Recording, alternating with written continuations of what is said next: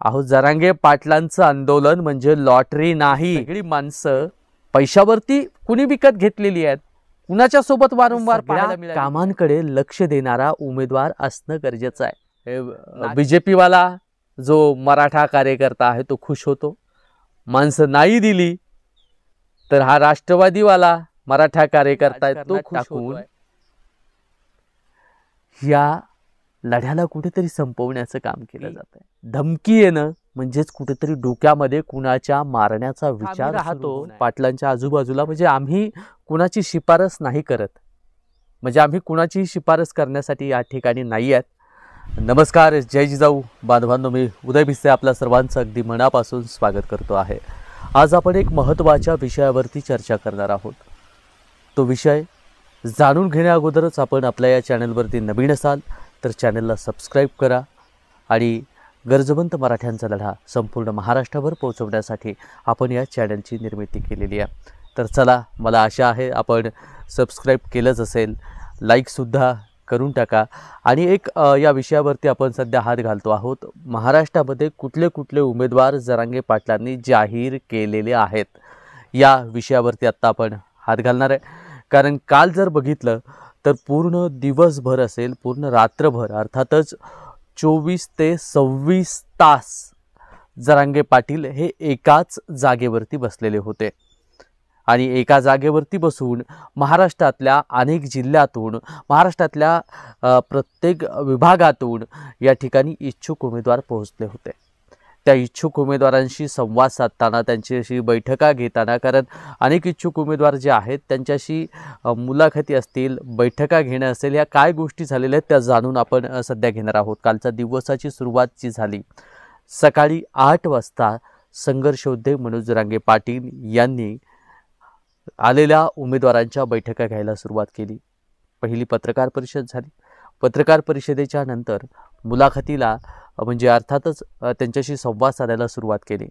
प्रत्येक मतदारसंघातून येणारे, म्हणजे प्रत्येक मतदारसंघातून किती फॉर्म टाकले असतील हा तुम्हाला प्रश्न पडला असेल तर नक्कीच तेही सांगणार आहे। तर प्रत्येक मतदारसंघातून किती फॉर्म आलेत, किती इच्छुक आहेत, अशा या सगळ्या गोष्टी आपल्यापर्यंत मांडण्याचं काम मी उदय भिसे करणार आहे। तर बांधवांनो, जर बघितलं, संघर्षयोद्धे मनोज जरांगे पाटील बैठका घ्यायला लागले आणि बैठका घेत असतानाच हा एक आज बैठका संपल्यानंतरचा एक व्हिडिओ सध्या व्हायरल होतो आहे।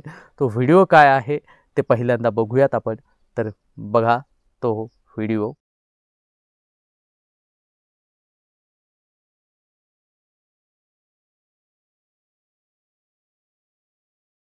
टायमाला काठीने द्यायची त्याच्या हातात, या टायमाला आपण त्याच्या अंगावर राखेल ओतायला लागलो। एवढा मोठा बलाढ्य समाजाच्या दुःख जर जाण्याचं नाही म्हणलं, एवढा मोठा समाज जर संपला ना बाबा, हो कुणी नाही आपल्याला त्या दुनियात, कुणी कोणाचं नाही। आपला समाज देवापेक्षा मोठा, लोक नाव ठेवतो आपल्याला एक येत नाही। त्याच समाजाने इतिहास घडून दाखवला, एक येऊन बी दाखवलं आणि चांगले चांगल्याचे पाठ सुद्धा पुरविले। भयानक संकटातून समाज चालला, मी तोडतोय। मला तुमची सत्ता नको, मला तुमचे पैसे नको, मला तुमचं फक्त बळण आशीर्वाद पाहिजे। मी यांना सगळ्याला मोड। आणि हा व्हिडिओ आपण बघितलाय, तर या व्हिडिओच्या माध्यमातून जर बघितलं, संघर्षयोद्धे मनोज जरांगे पाटील यांचे डोळे पाणावले होते। आज पाटलांचे डोळे का पाणावले असतील, का पाटलांच्या अश्रुवाणावर झाले असतील, हा विचार तुमच्या डोक्यामध्ये आला असेल।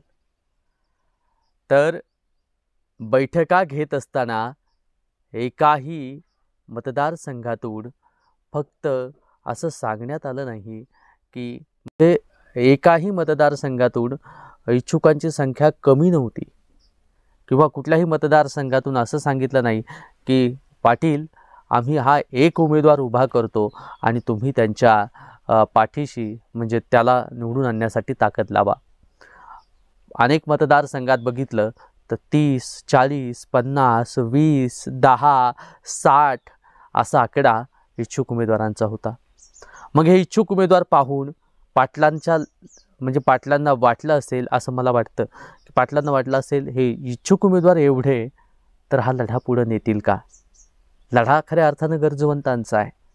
डोंगर चढत असताना नारायणगडावरचा पायामध्ये चप्पल नसणाऱ्या 70-80 वर्षाच्या आजी चालत होत्या. त्यांनासुद्धा न्याय हवा आहे. त्यांना त्यांच्या नातवाला, येणाऱ्या पिढीला आरक्षण हवं आहे. मग आरक्षण तर हवं आहे. मग ही सगळी मंडळी जी आहे ही या लढ्याला यशस्वी करण्यासाठी वाटचाल करेल का? येणारे इच्छुक हे कधी काही इच्छुक असे होते की जे कधी आंदोलनातही पाहिले नाहीत, आंदोलनात आले नाही, गावाकडे काम केलं असेल, प्रत्येकाचं योगदान आहे हे माहिती नाही. पण काही जण असे होते की अंतरवाली सराठीमध्ये ते कधी पाहिले गेलेले नाहीत. काही जण असे होते एखाद्या पक्षाचा उंबरठा झिजून त्यांना तिथं तिकीट मिळालं नाही म्हणून ते अंतरवाली सराठीमध्ये आले होते आणि त्यांना जरांगे पाटलांचं तिकीट हवं होतं. अशा अनेक मंडळी आपल्याला आज काल पाहायला मिळाला. कालच्या आणि आजच्या या जर बघितलं तर हाच प्रश्न साहजिकच आहे, कुठल्याही योद्ध्याच्या मनामध्ये येईल. जरांगे पाटलांना चक्रव्यूहामध्ये अडकवण्याचं काम प्रस्थापित करत आहेत. त्यामध्ये आजचे जे काही पक्ष आहेत, पहिली आघाडी, दुसरी आघाडी, तिसरी आघाडी, अशा म्हणजे ज्या काही आघाड्या होत आहेत आणि त्या आघाड्यांच्या माध्यमातून जरांगे पाटलांना कसं म्हणजे पोखरून काढता येईल असंही विचार प्रस्थापितांच्या माध्यमातून केला जातो आहे. कारण मराठा वोटर सध्या सर्व जरांगे पाटलांच्या सोबत आपल्याला पाहायला मिळतो आहे आणि म्हणूनच हे प्रस्थापित डाव रचताना पाहायला मिळत आहेत. त्यांचे अनेक कार्यकर्तेसुद्धा इच्छुकांच्या यादीमध्ये येतात आणि एक असा म्हणजे त्याला काय म्हणावं, मला त्या व्यक्तीविषयी मला सांगताच येणार नाही. कारण ते मी सांगेल की तो काल आला होता कुणाच्या इच्छुक उमेदवारांच्या सोबत आला आणि पहिल्यांदा त्यानं यादीत त्याचं म्हणजे नाव लिहिलं आणि तो सुद्धा इच्छुक झाला. आलेल्या इच्छुकासोबत आला, म्हणजे येताना इच्छुकासोबत आला आणि इथं आल्यावर तो सुद्धा इच्छुक झाला. आणि इथं आल्यानंतर इच्छुक झाल्यानंतर पुन्हा त्यानं सांगितलं की काय मी म्हणजे पाटलाला डायरेक्ट बोलला, म्हणजे तिथेच बोलला की मी पाटील मी अर्ज पहिला दिला नव्हता, आत्ता इच्छुक आहे. पाटील म्हणले का बाबा? म्हणजे त्या ठिकाणी नंतर विचारायला की म्हणजे का इच्छुक आहेस? तर तो म्हणला की लॉटरी आहे, लागली तर लागली, मीही आमदार होऊ शकतो. अहो, जरांगे पाटलांचं आंदोलन म्हणजे लॉटरी नाही, हे डोक्यात ठेवा. जरांगे पाटलांचं आंदोलन हे गरजवंतांचं आंदोलन आहे. गावगाड्यातल्या शेतकऱ्याला, कष्टकऱ्याला आणि शोषितांना, वंचितांना न्याय मिळवून देण्याचं काम या आंदोलनाच्या माध्यमातून होणार आहे. आणि आमदार जर झालात तर त्या शोषितांची, वंचितांची सेवा तुम्हाला करावी लागणार आहे. स्वतःची घरं भरण्यासाठी आपल्याला आमदार नाहीच व्हायचं. आपल्याला आमदार व्हायचं आहे किंवा झाले तर लोकांच्या हितासाठी, लोकांसाठी आपण किती उपयोगी पडू यासाठी आपल्याला आमदार व्हायचं आहे.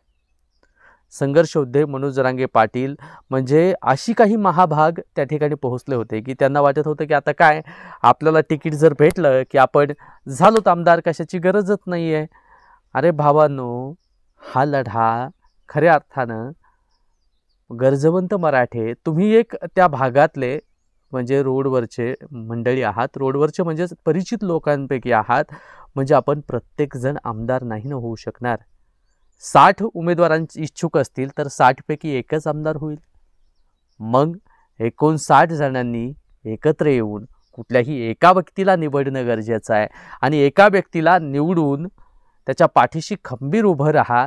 आणि तसं झालं तर त्या व्यक्तीसोबत म्हणजे आपण प्रत्येकजण ज्या पद्धतीने आम्ही म्हणतो ना हम सब जरांगे, त्याच पद्धतीनं आम्ही सगळे आमदार, हाही नारा लागणं गरजेचं आहे. मग संघर्ष योद्धे मनोज जरांगे पाटील यांच्या डोळ्यात अश्रू नाही येणार तर काय होणार आहे बांधवान? एकीकडे जर बघितलं, स्वतःचं कुटुंब वाऱ्यावरती सोडून स्वतःच्या लेकरा बाळांकडे लक्ष न देणारा हा योद्धा, मुलं शिकतायत, कुठल्या कॉलेजला आहेत, काय कमी पडताय, फीस कमी पडली आहे की काय कमी पडलं आहे, याच्याकडे सुद्धा लक्ष न देणारं व्यक्तिमत्व म्हणजे जरांगे पाटील. घरात मीठ मिरची, किराणा, राशन, गॅस सिलेंडर अशा वस्तूही कमी पडतायत का? ते पोटभर जेवतायत का घरचे? याच्याकडेही लक्ष न देणारे संघर्ष होते मनोज जरांगे पाटील. अहो, जो व्यक्ती स्वतःच्या वडिलांना म्हणजे, आणि एक पुन्हा सांगेल की इथं आम्ही राहतो पाटलांच्या आजूबाजूला, म्हणजे आम्ही कुणाची शिफारस नाही करत, म्हणजे आम्ही कुणाची शिफारस करण्यासाठी या ठिकाणी नाही आहेत. आणि अनेक जण म्हणतात की याची शिफारस करा, त्याची शिफारस करा, याच्याविषयी बोला. भावांनो, जो व्यक्ती स्वतःच्या वडिलांना सुद्धा समाजापेक्षा मोठं मानत नाही, अर्थातच आंतरवाली सराठीमध्ये ज्या वेळेस 14 ऑक्टोबरची सभा होती, त्या सभेमध्ये बघितलं असेल की पाटलांच्या वडिलांना कुणीतरी स्टेजवरती पाठवलं. त्यावेळेस पाटलांनी सांगितलं, माझा मायबाप हा रस्त्यावरती आहे, उन्हात आहे, आणि मी समाजाला मायबाप मानलेला आहे, आणि तुम्ही एक समाज म्हणून या ठिकाणी आलेला आहात. बाबा, तुम्ही सुद्धा स्टेजच्या खाली जा. ह्या भावना पाटलांच्या आहेत. एवढा त्याग पाटलांनी केलेला आहे. अहो, किती आपण स्वार्थी बनणार आहेत? किती आपल्याला वाटणार आहे की मी आमदार झालो पाहिजे? प्रत्येकाला वाटणं साहजिक, मला मान्य आहे. अनेक निवडणुका आहेत, अनेक पुढच्या निवडणुका येतील, पण सध्या प्रत्येक मतदारसंघातून एक एक उमेदवार घेऊन या, जो उमेदवार समाजाच्या हिताचं काम करेल. यापुढे जाऊन सांगेल, पाटलांना टार्गेट करण्यासाठी काल एक धमकीसुद्धा आली. ती धमकी, त्या धमकीकडे कसं पाहायचं, काय पाहायचं, तर मी सांगेल की धमकी येणं म्हणजेच कुठेतरी डोक्यामध्ये कुणाच्या मारण्याचा विचार सुरू होणं आहे. तो विचाराला सुरुवात झालेली आहे, आणि ह्या नेतृत्वाला जपणं सुद्धा तेवढंच गरजेचं आहे. अनोळखी व्यक्ती जवळ पाटलांच्या आला न पाहिजे, याच्यासाठी दक्षता आम्हाला घ्यावीच लागणार आहे. आम्हाला म्हणजे आपल्या सगळ्यांनाच घ्यावी लागणार आहे. आजूबाजूला ज्यावेळेस घोळका असेल, आजूबाजूला ज्यावेळेस अनेक मराठा बांधव जमलेले असतील, तिथे प्रत्येक जण म्हणजे आपल्यातलंच आहे का हेही चेकअप करणं आपण प्रत्येकाची जबाबदारी आहे. आपण प्रत्येकाच्या जबाबदारी म्हणजे जर बघितलं, पाटलाची संरक्षण यंत्रणा जर असेल, पोलीस प्रशासन यंत्रणा पाहिजे तेवढी समजा पाटलांना जसं ज्या पद्धतीने सिक्युरिटी पाहिजे त्या पद्धतीने सिक्युरिटी नाही आहे, तर आपल्या प्रत्येकाला सिक्युरिटी होणं गरजेचं आहे त्या व्यक्तीचं.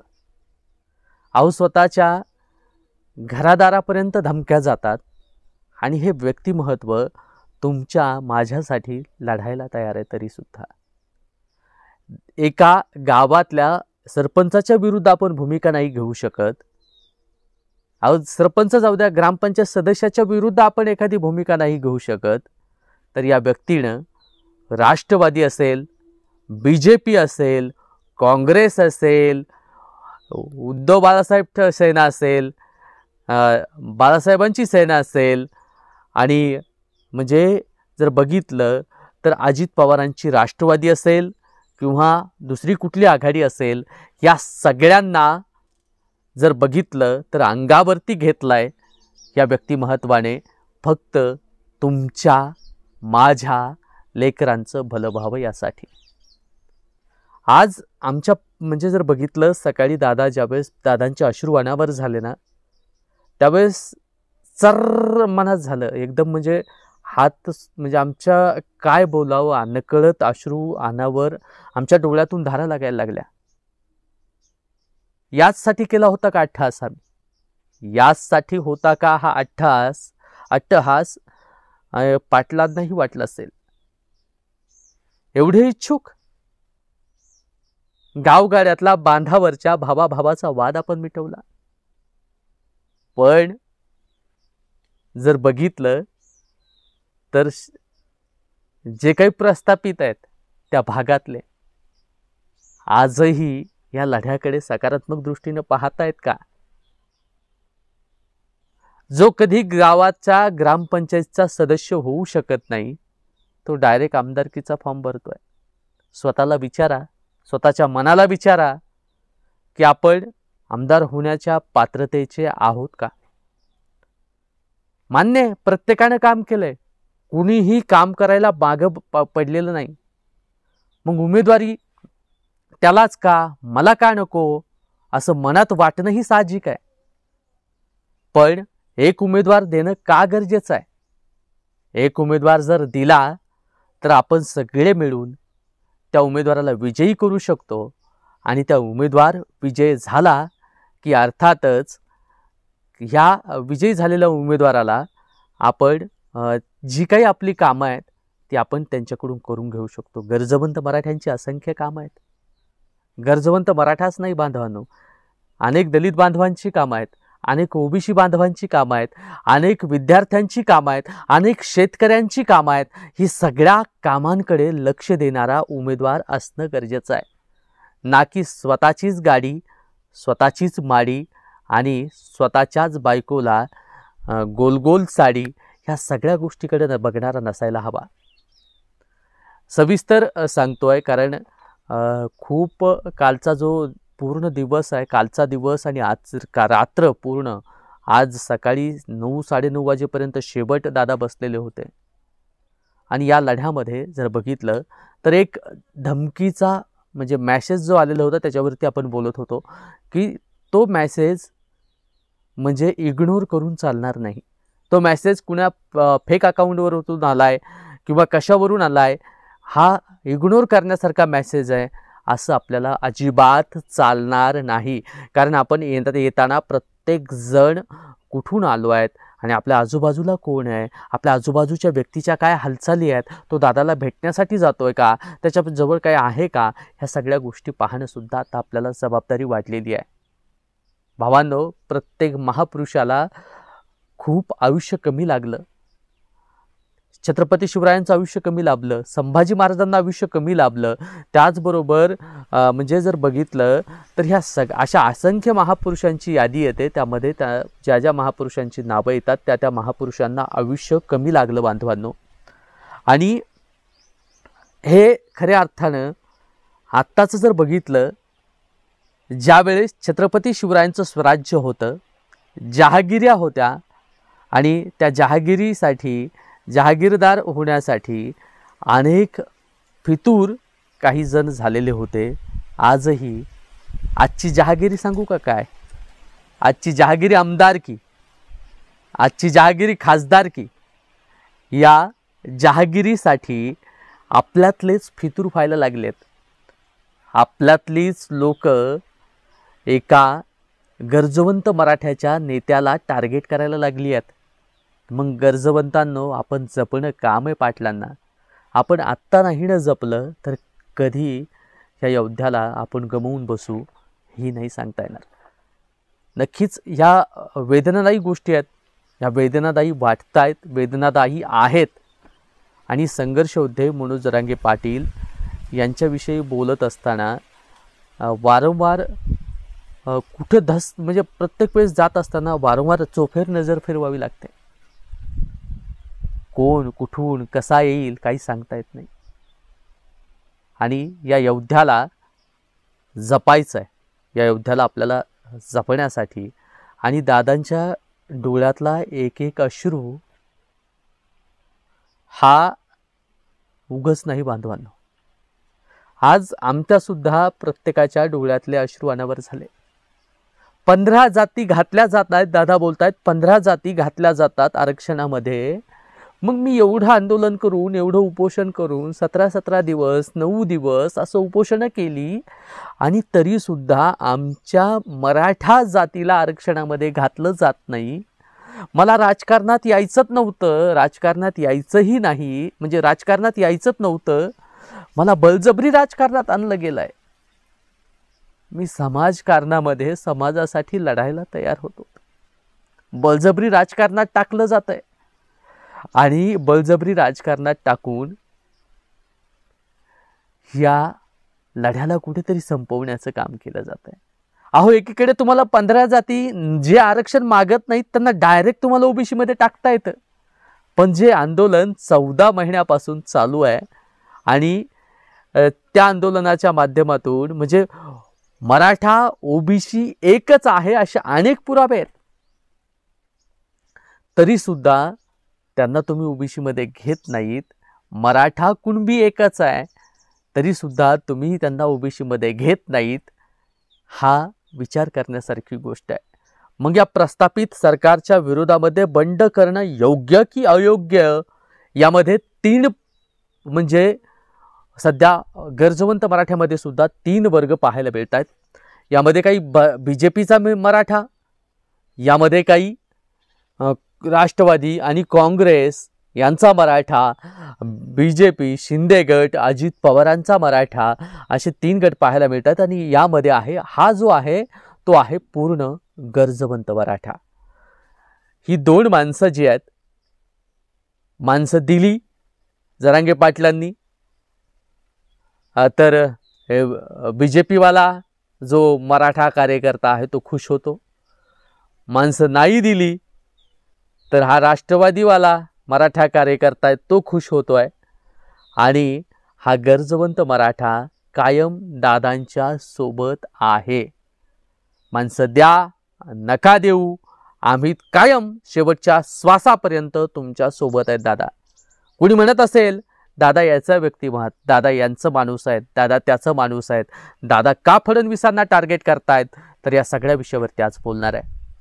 संघर्ष उद्योग मनोज जरांगे पाटील ज्यावेळेस भांबेरी, बडीकाळे या ठिकाणी अशा अनेक गावांमध्ये आंदोलनाला बसलेली होती, अनेक गावामध्ये आंदोलनं केली, त्यावेळेस सत्तेमध्ये होते उद्धव ठाकरे. आणि जर बघितलं तर त्यामध्येच राष्ट्रवादी काँग्रेस असेल ही नेते मंडळी सत्तेमध्ये होती. या सत्तेमध्ये असलेल्या नेत्यांच्या विरोधात सुद्धा तेवढाच मोठ्या ताकदीनं बंड उभारणारा हा योद्धा म्हणजे संघर्ष उद्योग मनोज जरांगे पाटील. पाटलांना त्यावेळेस सुद्धा ज्या पद्धतीनं आता सागर बंगल्यावरती, फडणवीसांच्या सागर बंगल्यावरती जरांगे पाटील जात होते, त्याच पद्धतीनं राष्ट्रवादी काँग्रेसचे शरद पवार जे आहेत त्यांच्या बारामतीवरती सुद्धा जरांगे पाटलांचा मोर्चा धडकण्यासाठी निघाला होता. हे माहिती आहे इतिहास, आपल्याला इतिहास माहिती नाही पण काय, अनेक यूट्यूब चॅनेल विकत घेतलीत ना, 2 रुपये पर सबस्क्रायबर. अर्थातच 1 लाख सबस्क्रायबर तुमचे असले तर 2 लाख रुपये महिन्यानं काही राजकीयांनी किंवा पक्षांनी विकत घेतलेली अनेक चॅनल त्याच्या माध्यमातून बिंबवलं जात आहे. पाटील हे शरद पवारांचा माणूस आहे, पाटील हा अजित पवारांचा माणूस आहे, पाटील हा फडणवीसांचा माणूस आहे, पाटील हा शिवसेनेचा माणूस आहे, असे वेगवेगळे तर्कवितर्क लावली गेली. पण पाटील हा कुणाचाही माणूस नाही, तर पाटील हे गरजवंत मराठ्याचं सच्चा आणि प्रामाणिक नेतृत्व आहे. या नेतृत्वाला जपणं तेवढं गरजेचं आहे. फडणवीसांनाच का टार्गेट केलं जात आहे त्या मुद्द्याकडे येतोय. तो मुद्दा असा आहे की पहिल्यांदा बाबूराव वाळेकर, अर्थातच दादांचा जुना सहकारी, त्याला कुणी उचललं. आंतरवाली सराठीमध्ये लाठीचार्ज करताना आदेश कुणी दिले? गृहमंत्री अर्थातच फडणवीस आहेत. त्यानंतर लाठीचार्ज झालाच नाही, तुमच्याच चुका होत्या हे सांगण्यासाठी आंतरवालीमध्ये पैसे वाटण्यासाठी सुद्धा कोण आलं होतं? तेच होते. त्यानंतर बाबूराव वाळेकर हे पाटलांच्या विरोधात पैसे देऊन कुणी फोडले? हेही तेच होते. त्यानंतर बारसकर महाराज जे आला, तो महाराज कोण होता? कुणी त्याला पाठवलं होतं? ना तुकाराम महाराजांचा वंशज आहे तो, ना कुणीच नाही. आणि तो स्वतःला महाराज म्हणतो. अरे भामटा आहेस तू. आणि तो भामट्याला सुद्धा कोणी पाठवलं? तर त्या भामट्याला पाठवणारे सुद्धा हेच सरकार. याच्या पलीकडे जाऊन सांगेल, त्या भामट्याला पाठवलं. त्याच्यानंतर EWS कुणी घातलं? EWS घालण्यामागं सुद्धा फडणवीसांनी EWS घातलं. एकीकडे सांगितलं 10% आरक्षण मराठ्यांना दिलंय, ते आरक्षण कुठेच लागू होत नाही. आणि आरक्षण ते जाणार आहे, तुम्हालाही माहिती आहे आणि सगळ्यांनाच माहिती आहे. आणि EWS मराठ्यांचं ते आरक्षण लागू न होण्या अगोदरच काढून टाकलं. ज्यांच्या कुणबी नोंदी सापडल्या आहेत त्यांना व्हेरिफिकेशनपासून सुद्धा काही जणांना रोखण्यात आलं. हे रोखण्यामागं कोण आहे? एवढा दूधखुळा समाज नाही आहे. गावात ज्या पद्धतीनं एखादा सरपंच असतो आणि तो गावातला सगळा कारभार चालवत असतो, त्या पद्धतीनं मेन मोरक्या, मेन ड्रायव्हर हे फडणवीस आहेत आणि हे बाकीचे जे आहेत हे फक्त मागे बसून चला कुठं चालली तर जाऊ द्या गाडी, आम्ही बसलेलोच आहोत असं म्हणणारा हे सरकार होतं. आणि या सरकारचे मेन हे जर म्हणलं तर हे फडणवीस आहेत. आम्हाला फडणवीसांचा विरोध नाही आहे, आम्हाला BJPचा सुद्धा विरोध नाही आहे. BJP सत्तेत आली असती तरी आम्हाला काही फरक पडला नसता.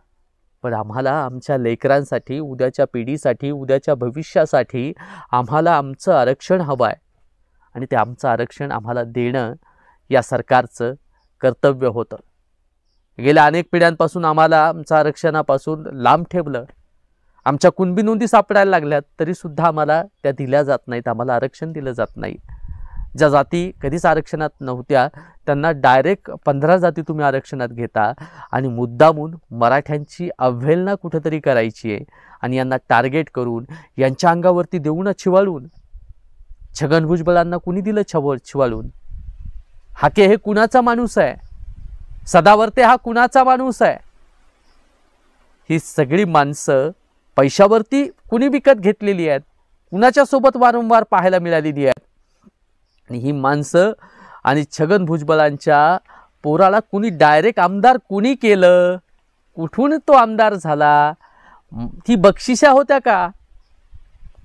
ज्या पद्धतीनं शिवाजी महाराजांना दिल्लीच्या दरबारात जात असताना जे हारलेले त्यांना पुढं सन्मानानं बोलवलं गेलं आणि जे ज्यांच्यासोबत म्हणजे कायम हारत आलेले आहेत अशा शिवरायांना ते मागं ठेवण्यात आलेलं होतं, तो अपमान शिवरायांना सहन झाला नाही.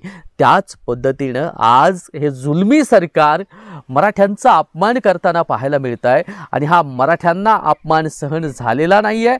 त्यामध्ये संघर्षयोद्धे मनोज जरांगे पाटील यांना सुद्धा हा अपमान सहन झाला नाही आणि ह्या सगळ्यांनाच हा अपमान सहन झालेला नाही आहे बांधवांनो.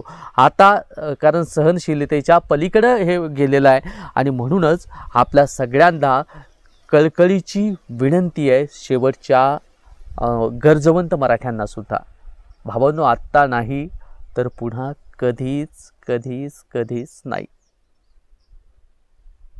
तुमच्या लेकरांसाठी लढणारा योद्धा पुन्हा उभा राहील की नाही याच्याकडे सुद्धा लक्ष देणं गरजेचं आहे. कारण हा योद्धा तुमच्या माझ्या लेकरांच्या भविष्यासाठी लढतो आहे आणि नक्कीच खऱ्या अर्थानं आपल्या लेकरांच्या भविष्यासाठी लढणाऱ्या योद्ध्याला आपल्याला गमवायचं नाही, हरवायचं नाही. या योद्ध्याची मान ताठ करायची आहे. आणि जवळपास जेवढे मतदारसंघ आहेत त्या मतदारसंघातून आपल्याला एक उमेदवार जर ठरवता आला तर नक्कीच एक उमेदवार ठरवा.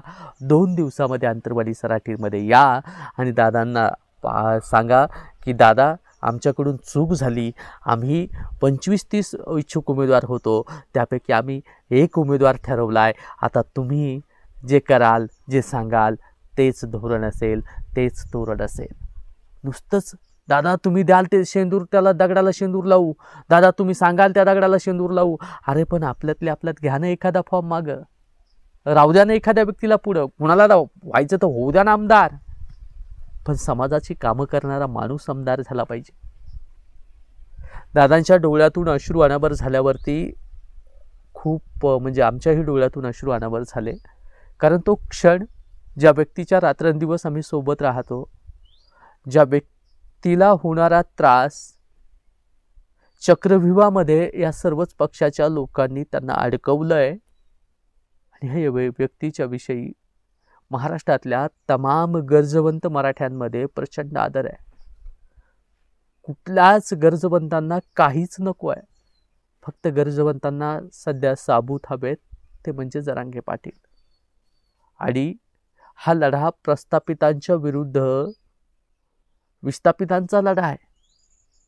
आणि स्वातंत्र्याच्या काळाच्या नंतर पहिल्यांदा अशी झाला असेल की सकाळी 8ला व्यक्ती एका जागेवरती बसला समाजाच्या कामासाठी, तर दुसरे दिवशी 9-9:30 वाजता तो व्यक्ती उठलाय. हे पहिल्यांदा झालं असेल. समाजासाठी झटणारं नेतृत्व खूप वर्षानं मिळालं आहे बांधवांनो. ह्या व्यक्तीला आपल्याला गमवायचं नाही, या व्यक्तीची मान ताठ करायची, या व्यक्तीला आपल्याला जपायचं आहे. म्हणून कळकळीची विनंती करतो आहे की भावांनो आणि जे इच्छुक उमेदवार आहेत त्यांना सुद्धा की आता आपल्याला निर्णय घेणं गरजेचं आहे. 2च दिवसामध्ये तुमचा निर्णय येऊ द्या आणि तुम्ही जो काही एक उमेदवार घेऊन याल त्या उमेदवाराची, त्या मतदारसंघाची चाचपणी करू द्या आणि बघूया आपल्यातला एखादा आमदार त्या विधान भवनामध्ये आपल्या गरजवंतांची प्रश्न मांडत आणा. गरजवंतांची प्रश्न मांडत आणा. पाहावासा वाटतोय विधान भवनामध्ये जरांगे पाटलांचा आमदार तुम्हाला, मला, प्रत्येकाला. तर मग वज्रमूठ करूया आणि एक उमेदवार देऊया आणि त्या एक उमेदवाराला निवडून आणण्याच्या पर्यंत आपण सोबत राहूया. निवडून आणल्यानंतर सुद्धा समाजाची कामं करण्यासाठी त्यांच्या सोबत आपण राहूया. आणि हा विचार, हा सर्व ज्या काही गोष्टी मी आज कालच्या दिवसभराच्या विषयी बोललो गेलेलो आहे त्या तुम्हाला पटल्या असतील तर नक्कीच इतर बांधवांपर्यंत शेअर करा. आणि मी पुन्हा एकदा सांगतो आहे, मी भावांनो, माझा भाऊ, माझे वडील, माझा कुणी जरी उभं असतं तर मी कुणाची शिफारस करण्यासाठी अंतरवाली सराठीमध्ये मुळातच नाही आहे. कुणाचा गैरसमज होत असेल की उदय कुणाची शिफारस करतोय का काय, मी कुणाचीही शिफारस करण्यासाठी नाही आहे. तुम्ही तुमचा निवडा एखादा उमेदवार, त्या उमेदवाराला द्या आणि बाकीचं काहीच नाही. आपण आपल्या प्रत्येक मतदारसंघामधून आपला उमेदवार निवडा आणि त्या उमेदवाराला निवडून आणण्यासाठी आपण सर्वजण मिळून ताकद लावूया. भेटूया. आपला मित्र उदय भिसे पाटील. जय जिजाऊ, जय शिवराय. धन्यवाद बांधवांनो.